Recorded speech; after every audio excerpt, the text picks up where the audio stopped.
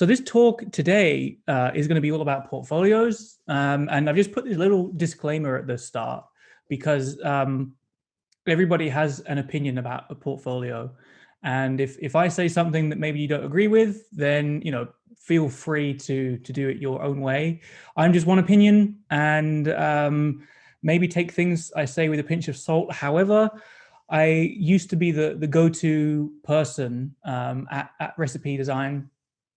I would see all of the portfolios before sending them off, the selected ones to the head designer for selection. So I was kind of like the buffer, the filter.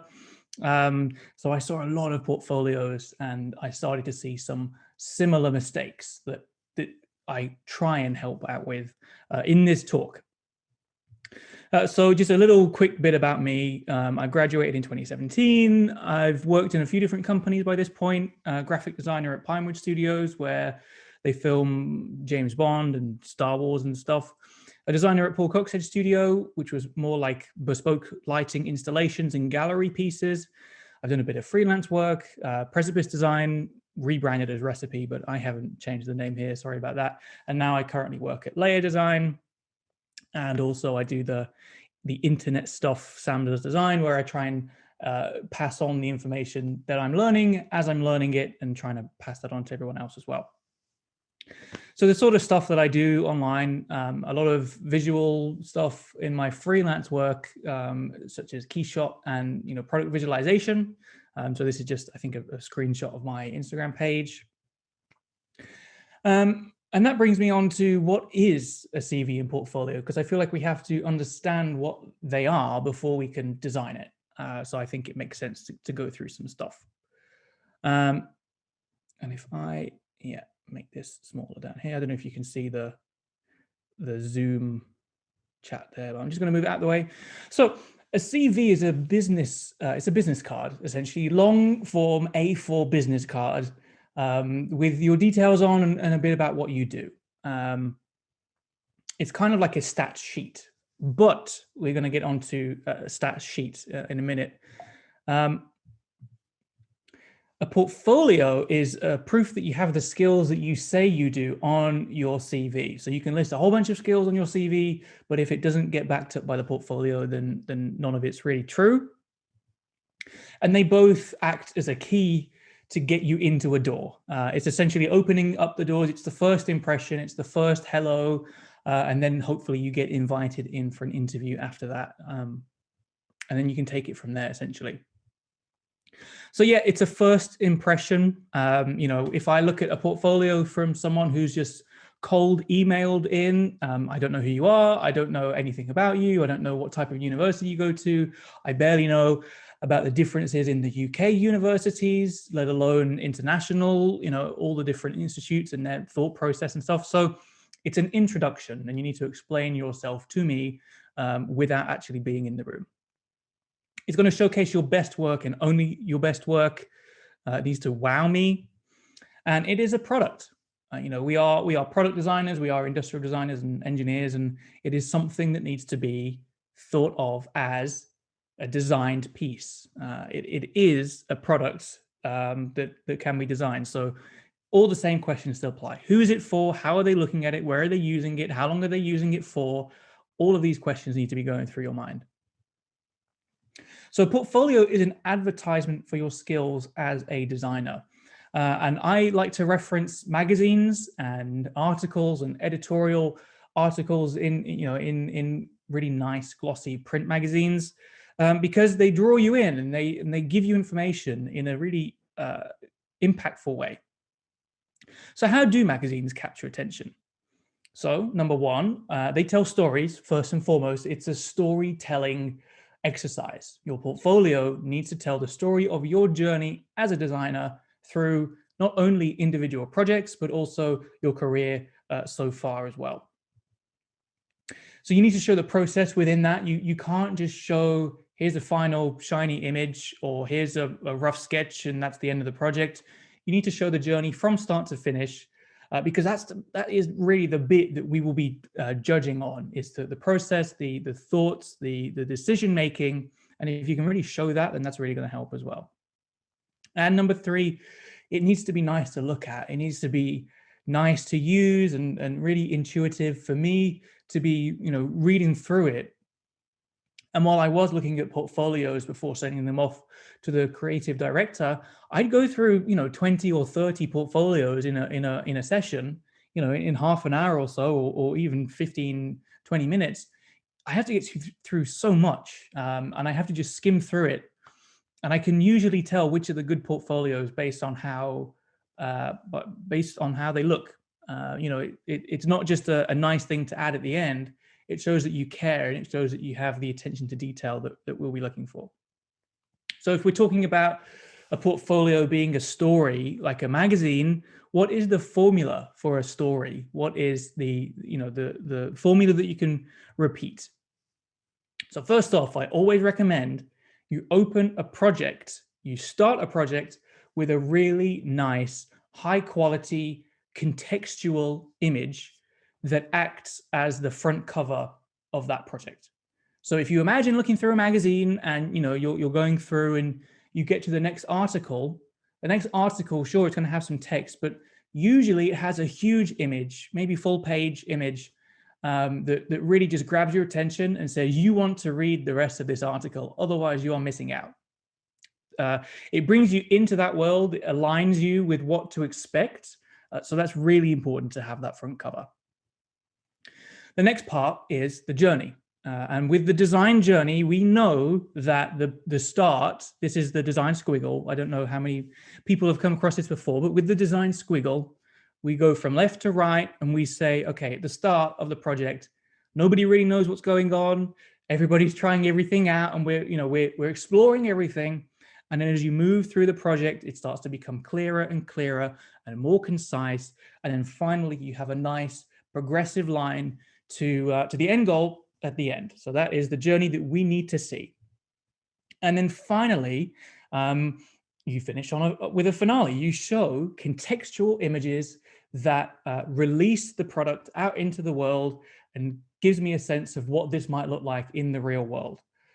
Even if it's not actually made, I know that as students and as people at university, I know that these things aren't being mass produced at the end, but just to show a sense of what it might be in the world, whether that's through photographing a model or rendering out an in-context shot, that's really important. And then just rinse and repeat that process. It's as simple as that. Just use that same formula for every single project.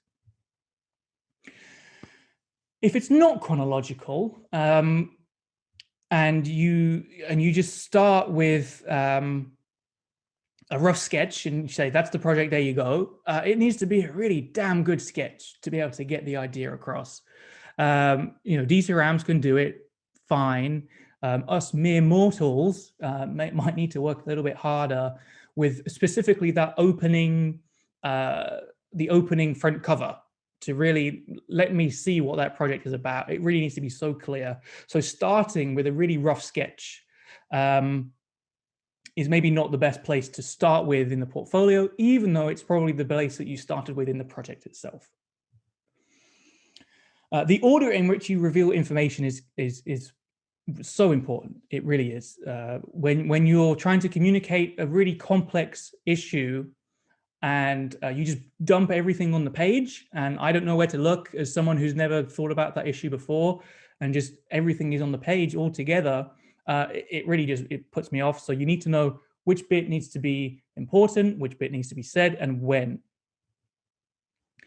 And this is one of my favorite quotes. Brevity is a courtesy to the reader. And another one of my favorite quotes underneath that is, if I had more time, I would have written a shorter letter. And what they both mean is, if you just put a brain, sneeze onto the screen, and you just put everything down, then I'm not going to read that. But if you can condense that, and if you can summarize it, and if you can tell me the key point, the single sentence that makes this page important, then I'm going to connect with that in a more impressive way, rather than needing to go through entire paragraphs and theses and all sorts of stuff in portfolios that I see.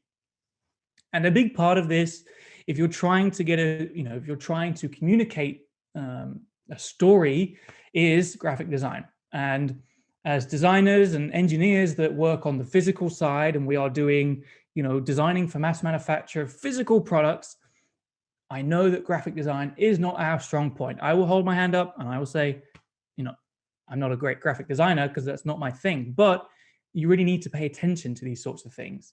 And to do that, I would recommend reading this book.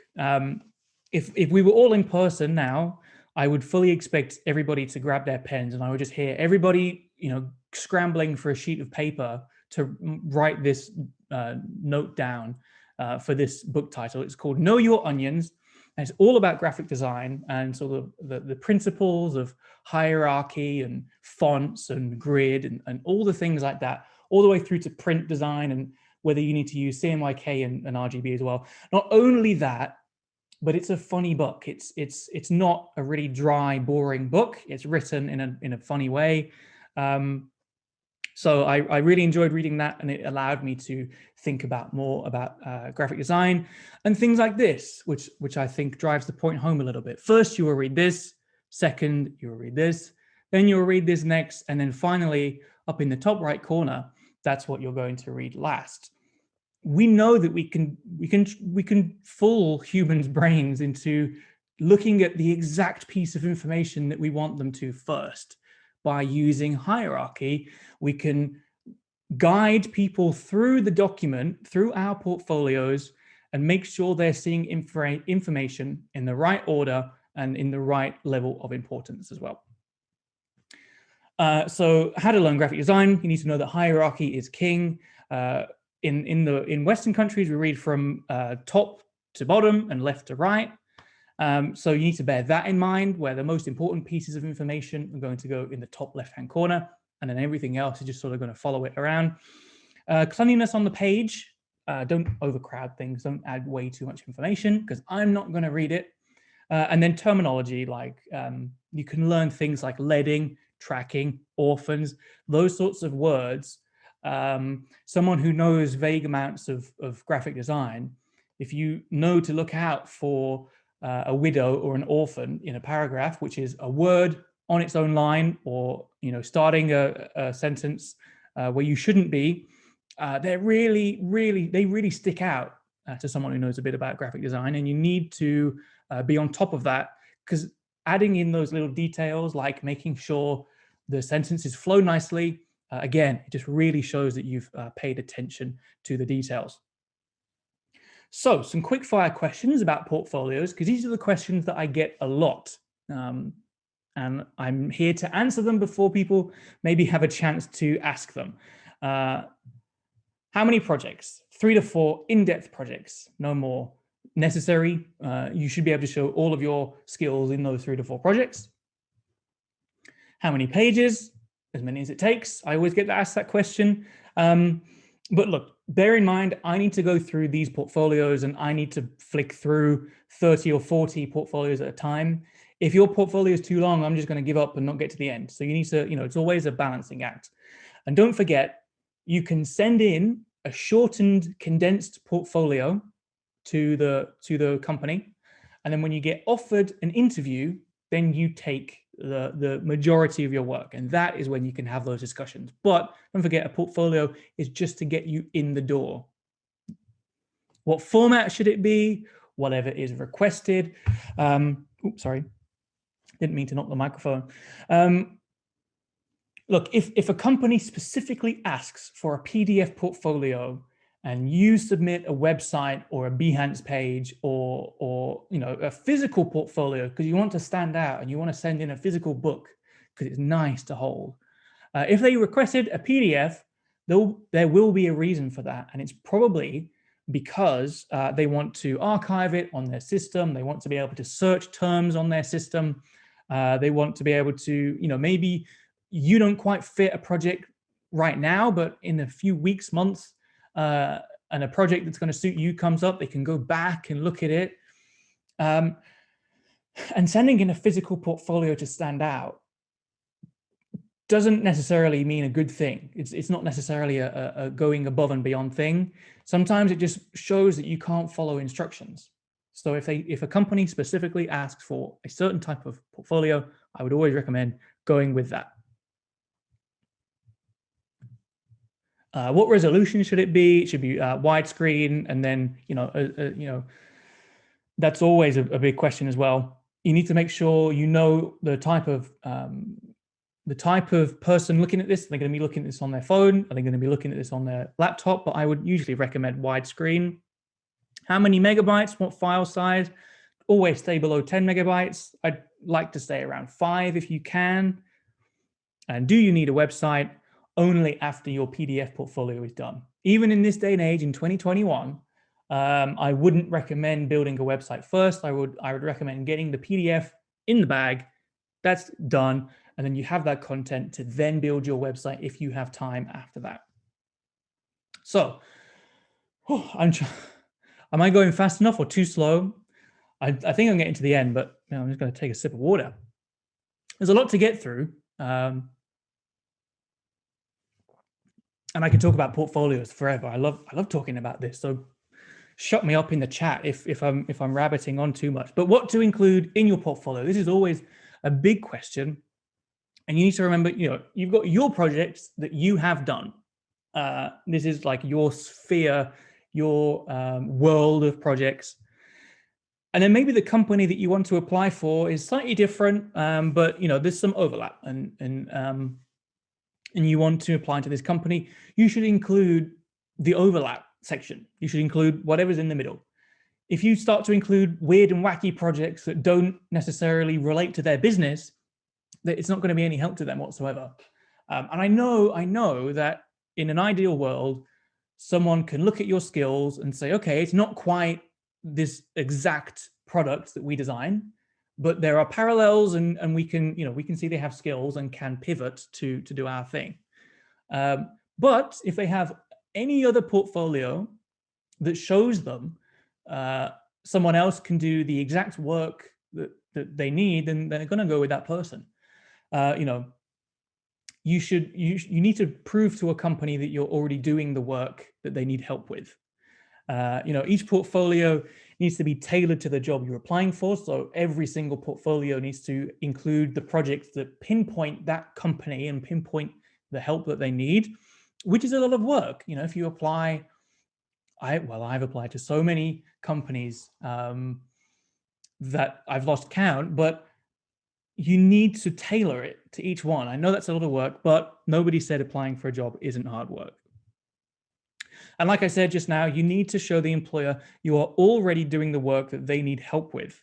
Otherwise, they'll just give the job to someone else who does show them. So how do I present my portfolio? This is a big question as well, because I know that sometimes it feels like going out into a big theater stage and being really nervous and really, a lot is riding on this when you do head into an interview. This is by this point. And I just want to point out that an interview is only ever people having a conversation. It's only ever two people sat in a room, maybe a group of people having a chat about design. And we all love chatting about design. So, I just want to say, like, the pressure's off in an interview. Don't put yourself under too much pressure. It's just people chatting. And nowadays, it's not even like going into a theater to present. It's more like this. There's nothing intimidating about this, surely. Needing to go on a Zoom call. Everybody's really awkward. Nobody knows how to share a screen. Nobody knows how to exit the interview. You all say bye, and then it's another 30 seconds of finding the exit button. My point is to say that everybody is human, and when you present your portfolio, don't sweat it. Like, just don't worry about it. So you do need to go through the document itself, but you need to know the order of the projects. You need to know your portfolio back to front and be able to flick between projects. Like, if at the end of you going through your portfolio, somebody, the person interviewing you might say, "Oh, can we go back to this project? I have a question." And if you start faffing around and not knowing where your project is, then it's just these little micro moments of confidence that you need. But like I said, practice makes perfect. I applied to so many jobs, sent out so many portfolios, and it just comes with practice.